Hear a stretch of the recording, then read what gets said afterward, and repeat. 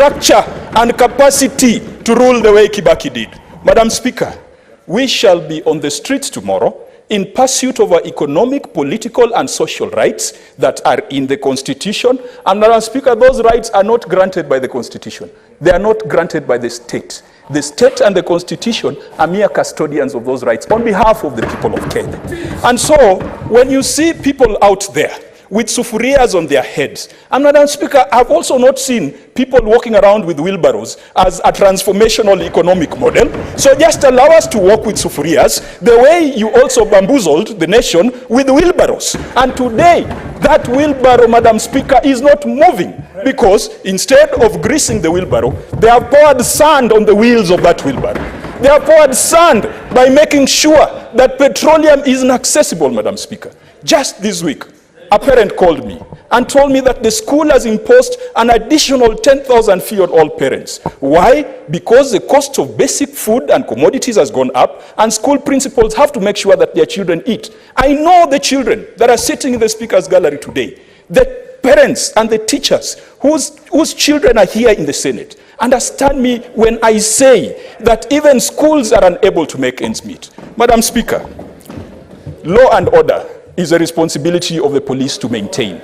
And that is a duty that has been granted to the police by the Constitution of Kenya. What our duty as the opposition and our duty as majority of Kenyans is... Senator Kajwang, let's hear the point of order.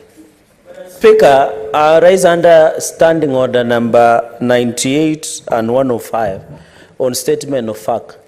Senator Kajwang, who is my chair, is stating that the price of cost of living and food has gone up. Yet, 1 year ago, his party leader, that's Raila, Odinga, and Uhuru Kenyatta, were in power. And the cost of unga was 230 shillings. Now, Madam Speaker,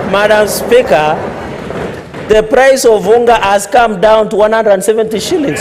Why did they not demonstrate? Madam Speaker, and I can tell them, there is no one. He has said that some people want to rule like Moi or Kibaki. But we don't want to lose like Raila Odinga perpetually, Madam Speaker. We cannot. My point of order is that let the facts, understanding 105, Madam Speaker. But Madam Speaker, you don't need to shout. This is not a marketplace. Can you request us? You don't need to shout. You just need to listen. You don't need. This is not a shouting match, Madam Speaker. The minority side, they always work out. They can work out. We don't care. They can work out. Madam Speaker, my point of order is they can work out. Who are they? They can work out. Madam Speaker, understanding 105. Madam Speaker, understanding 105. Are you listening? The Senator of Mutembei.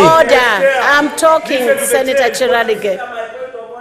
Senator Cherargei, when the chair is speaking, you must heed. Correct.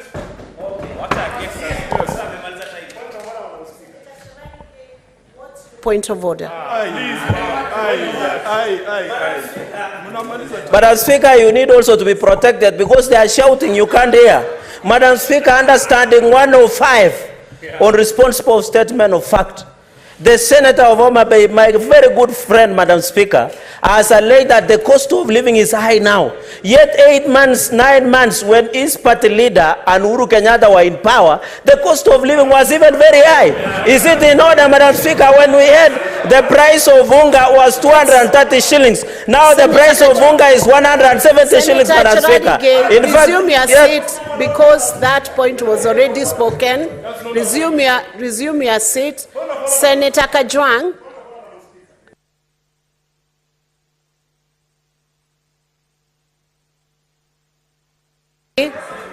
Senator Eddie. Senator Kajwang has the floor.